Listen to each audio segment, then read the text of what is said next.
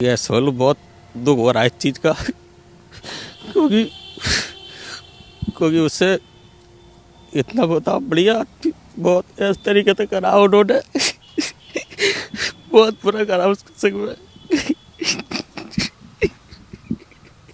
भैया सही बात बहुत बुरा करा उनने, तो नींद तक नहीं आती है, मैं क्या करूँ। सोच सोच के बड़ा अफसोस होता है। मैं तो अब ये काम ही नहीं करूँगा, कैलेंडर वगैरह का सब बंद कर दूंगा, क्योंकि इतना तो मुझे पता अगर होता तो मैं देता ही नहीं। तो बताइए, इस तरीके तो मारा है, इस तरीके तो कोई जानवर भी नहीं मारेगा इंसान को।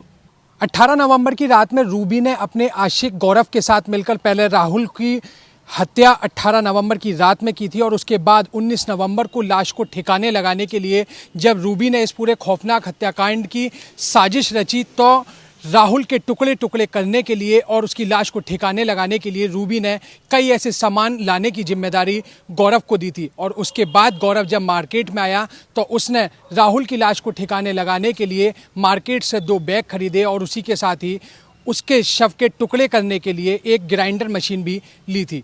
वो ग्राइंडर मशीन जिस शख्स से ली गई थी वो शख्स हमारे साथ मौजूद है, हम उनसे भी बात करेंगे। जब उस दिन गौरव आया था तो क्या कुछ उसने कहा था। भैया क्या नाम है आपका? मेरा नाम जितेंद्र है। अच्छा, क्या कुछ हुआ था 19 नवंबर को जब वो यहाँ आपके पास आया था, क्या कुछ उसने बताया? अपना नाम क्या बताया? उन्होंने नाम तो नहीं बताया, नाम मुझे पता भी नहीं है उनका, क्योंकि उनके परिवार में मैं सबको जानता हूँ, क्योंकि उनके घर पे टेंट का मैं काम भी कर आया हूँ।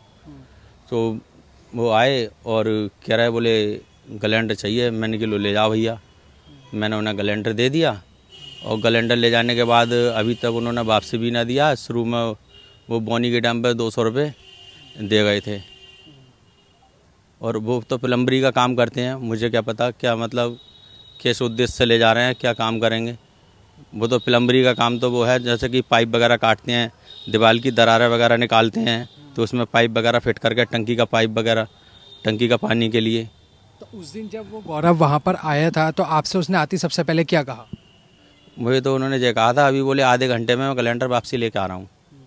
फिर वो कैलेंडर वापसी नहीं लाया। कितने पैसे जमा किए थे उसने? उनने मुझे 200 रुपये दिए थे। जिस तरीके से गौरव वहाँ पर आपके पास आया तो क्या उसका चेहरा देख करके कुछ ऐसा लगा था कि वो बहुत ज़्यादा घबराया हुआ है, क्या कुछ इस तरीके की? ना ना, ऐसे तो कुछ ना महसूस हुआ, ऐसा कोई लगा ही ना, जो मतलब क्योंकि वो तो हर एक बार में जब भी आता था जल्दी में ही आया था कि जल्दी भैया कैलेंडर दे दो, 20 मिनट का काम है। जैसे कि बोल ना तो लाइट चली जाएगी फिर दिक्कत होगी। लेकिन अब उस ग्राइंडर से जिससे आप जो है अपनी मजदूरी करते थे, तमाम आगे अपना घर परिवार चलाते, लेकिन उसी ग्राइंडर से एक इतनी खौफनाक हत्याकांड को जो अंजाम दिया रूबी और आपके जो है गौरव ने जो है मिल करके, तो आप क्या लगता है जो है ये जो एक हुआ पूरा घटनाक्रम, क्या इसको लेकर के अफसोस है कि अगर ग्राइंडर नहीं देते तो क्या शायद ऐसा कुछ? इसका मुझे बहुत ही ज़्यादा अफसोस है, क्योंकि जो वो शख्स था यह समझ लो एक किस्म का मित्र था जो वो मारा गया है। क्योंकि यह सोल बहुत दुख हो रहा है इस चीज़ का क्योंकि क्योंकि उससे इतना बहुत बढ़िया बहुत इस तरीके से करा उन्होंने बहुत बुरा करा उसके संग में। भैया सही बात बहुत बुरा करा उनने।